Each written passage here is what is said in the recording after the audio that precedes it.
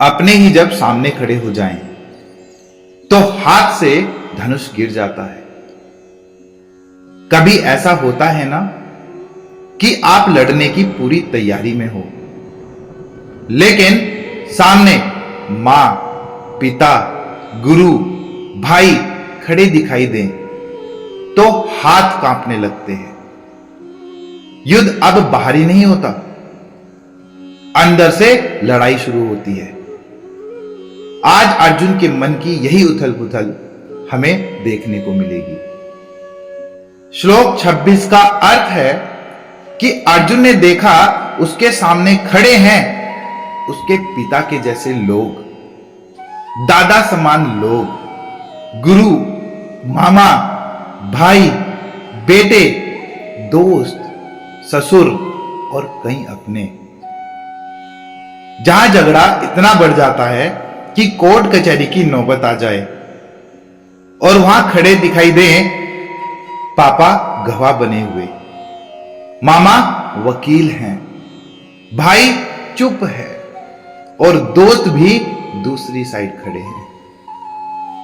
कौन समझाए कि यहां कोई जीतेगा नहीं। गीता कहती है जब भी कोई बड़ा निर्णय लेना हो तो पहले देखो कि सामने कौन खड़ा है। अर्जुन लड़ने से पहले देख रहा है, यही उसकी संवेदनशीलता है।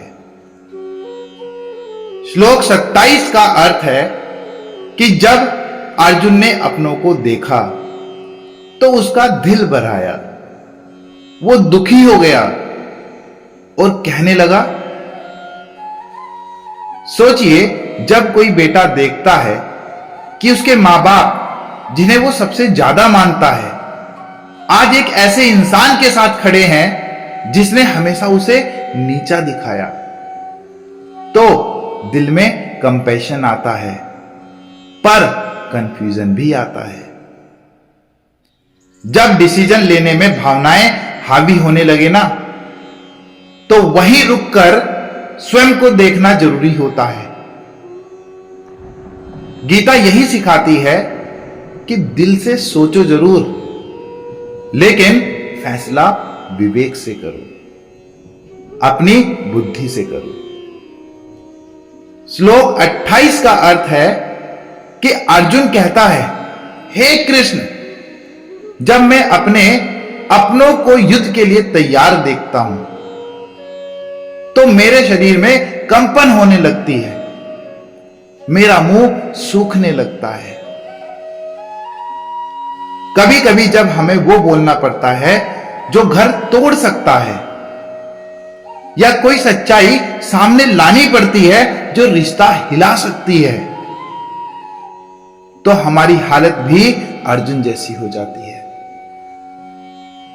डर से भागना आसान है, मगर डर को देखना वही पहला स्टेप होता है। गीता सिखाती है कंपैशन को वीकनेस मत समझो, वो क्लैरिटी का दरवाजा है। श्लोक 29 का अर्थ है कि अर्जुन कहता है, मेरा शरीर कांप रहा है, रोंगटे खड़े हो रहे हैं, हाथ से मेरा धनुष गिर रहा है। जब किसी इंसान को सच बोलने की हिम्मत करनी हो, वो भी अपने ही परिवार के खिलाफ, तो कभी कभी जुबान साथ नहीं देती। गलतियों के खिलाफ खड़े होने की कीमत होती है, वो है इमोशनल कोलैप्स। कृष्णा कुछ नहीं बोलते क्योंकि अर्जुन को खुद से गुजरने देना जरूरी है। गीता यही कहती है, जो कोलैप्स कर रहा है वो कैरेक्टर नहीं खो रहा, वो इवॉल्व हो रहा है। श्लोक 30 का अर्थ है कि अर्जुन कहता है, हे केशव, मैं अब खड़ा भी नहीं हो पा रहा हूं, मेरा मन चक्कर खा रहा है और मुझे सब कुछ उल्टा पुल्टा दिख रहा है। कभी कभी घर के हालात ऐसे हो जाते हैं कि हमें कलरफुल कुछ नजर ही नहीं आता।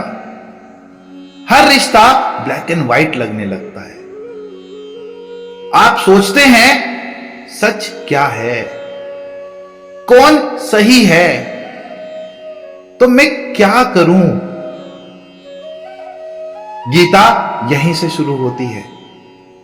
जब इंसान सब कुछ खो देने की कगार पर हो, तब ज्ञान जन्म लेता है। कृष्णा अभी कुछ नहीं कह रहे, क्योंकि अर्जुन का मौन ज्ञान का पहला द्वार है। जब सब कुछ हिल जाए, तब कृष्णा की जरूरत पड़ती है। हर घर में एक अर्जुन होता है जो चुप रहता है, समझता है, और फिर एक दिन कोलैप्सिस होते हैं। तभी वहां कृष्ण आते हैं, बोलने नहीं, सुनने। गीता यही सिखाती है, जब जीवन में क्लैरिटी न बचे तो मौन को मत डराओ, उसी से मार्ग निकलेगा। क्या आप भी कभी अर्जुन जैसे हिल गए थे? क्या आप भी कभी इमोशनली कोलैप्स हुए हो, जब अपने ही रिश्तों ने कंफ्यूज कर दिया हो? तो कमेंट में लिखिए, मुझे भी कृष्णा चाहिए था। धन्यवाद।